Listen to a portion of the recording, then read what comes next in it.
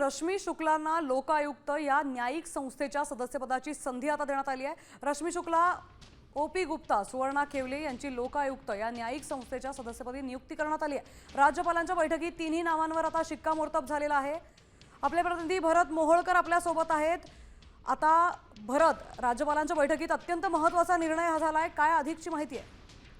नक्कीच अण्णा हजारे यांनी ज्या मुद्द्यासाठी आंदोलन केलं होतं ते म्हणजे लोकायुक्ताची नियुक्ती आहे। 2024 मध्ये लोकायुक्ताची नियुक्ती करण्यात आली आणि देशातलं हे महत्त्वाचं निर्णय घेणारं महाराष्ट्र हे पहिलं राज्य होतं। मात्र त्यानंतर उपायुक्त आणि इतर सदस्यांच्या नियुक्त्या करण्यात आल्या नव्हत्या। मात्र आता पहिल्यांदाच अत्यंत महत्त्वाचा असा निर्णय घेण्यात आलाय।